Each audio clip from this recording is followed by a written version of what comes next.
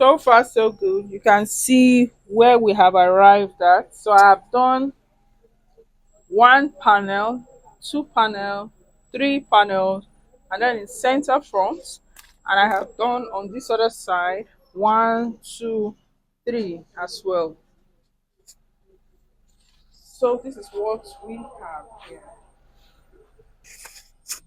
So I'm going to pin this properly. I have not tagged it, no. I just pinned some points and I have not tagged. So this dress is very long. This dress is super long and I'm still within 4 years plus. I still have about 3 years to go. So you see how I am exhausted at 3 years now at the back because the bag doesn't have so much weight, but and it's very long. So it means that there's not so much part to hide the bag. So that's why you use silk fabric so that and use a matching lace so that if eventually your lace doesn't cover up the bag completely, you are able to use patterns to splash on it so the bag doesn't have to be so wrapped up as the front. But I am hopeful that our 8 yards will go for this length. So this length is 120, the tail is 120. You can see it. So it means that sometimes if your tail is longer you may need 10 yards, but definitely not even up to half of the yards that you use for the silk. Remember again I explained that my client wanted something with a very standing structure, so that's why I used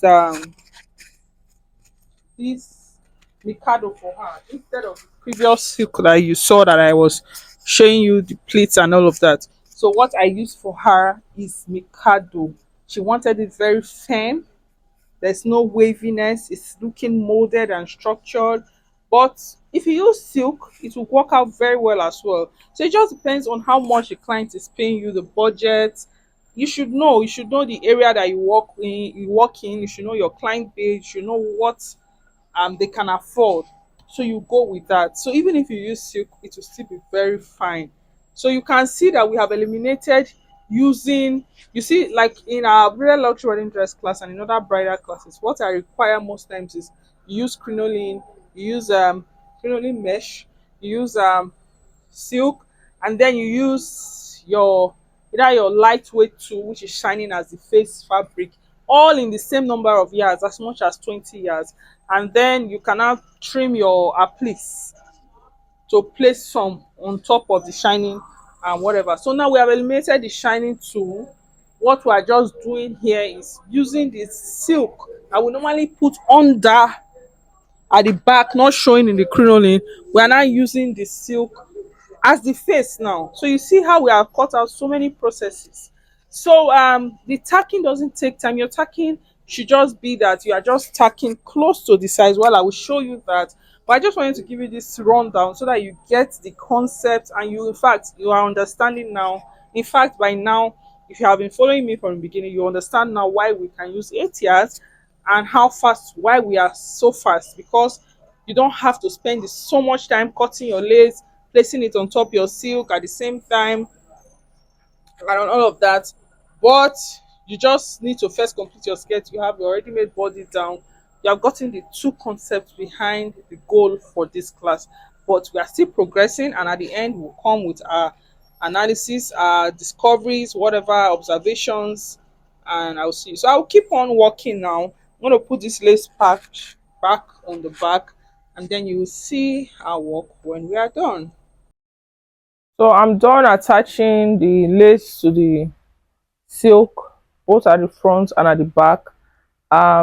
This space is quite small, so uh, when I'm done or when we are tacking the back, I will show you how the back looks. The back, as I explained, doesn't have as much pleats. So what I have done is, for my calculation, I used about 3 from side to side, then I use 5 for the back. So I explained that some parts that will fall off, you may have some parts that is looking like it's not complete, so you can skip that part, and any part that falls off you can use to complete. It won't show at the back at all. If I show you the back, you can't even see anywhere the the fabric was joined.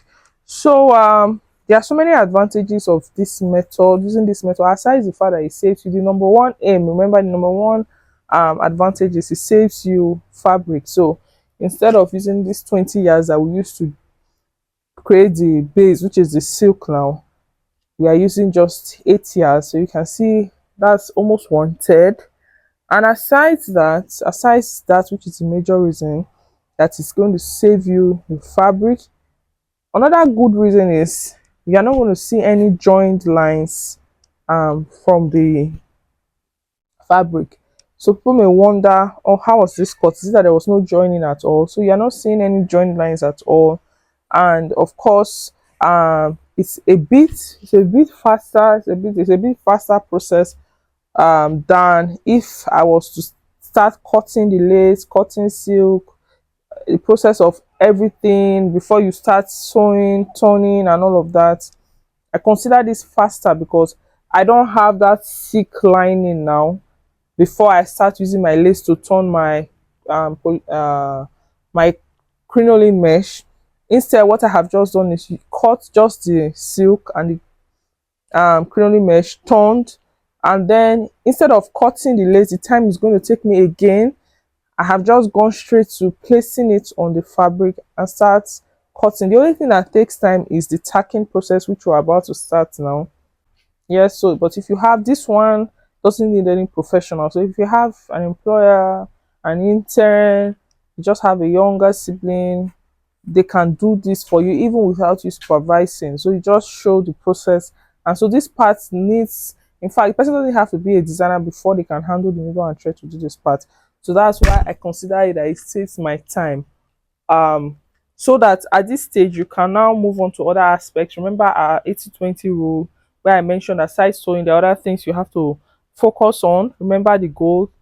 In spite of all this, remember our goal, why we are trying to save time and all of this, is because we want to have time to be able to focus on other aspects of the business that can bring in profitability. So it means that we are trying to reduce the time we spend, so that the parts that are not so, that doesn't need a professional, can be delegated, like this tacking for instance. So you can now delegate this part and move on to other stuffs.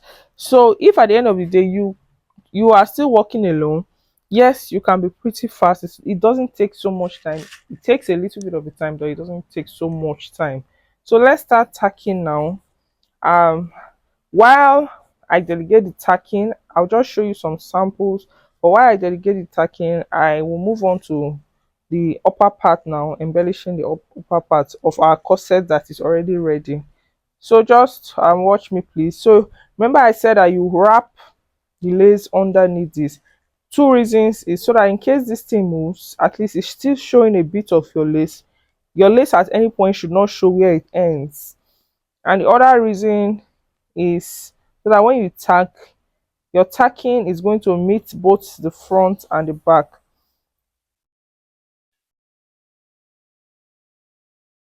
So you can use your invisible thread. Invisible thread is better because it doesn't show any sewing at all.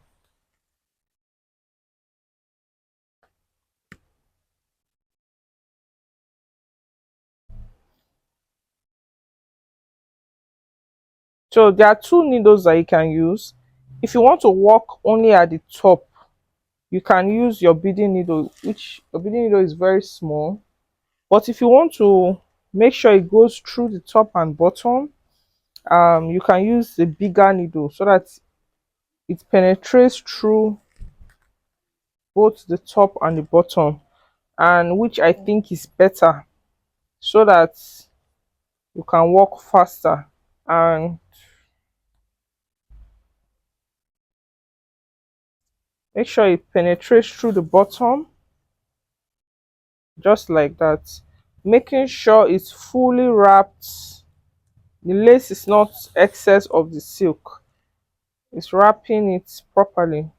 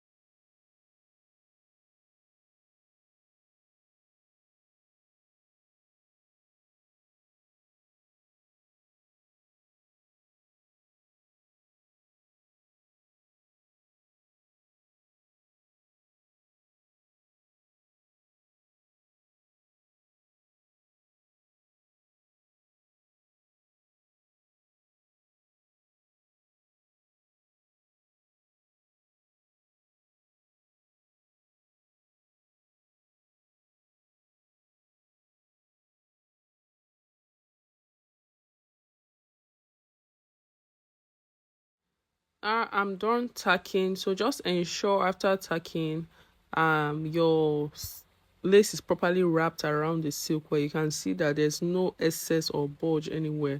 It's just well blended. Okay, so and make sure your thread is not showing. The parts that you bring out, you're taking your thread from is where you bring it out from. And this other side, you're just going to follow the same process and sew. So you're sewing both left and right so that no part of the fabric is shaky.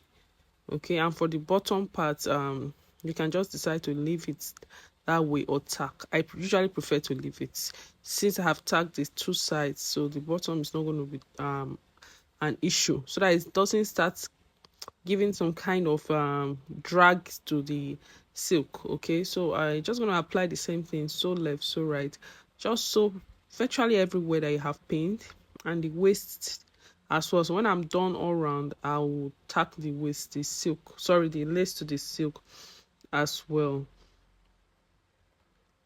One thing you have to ensure and make sure of is that your threads doesn't show at all.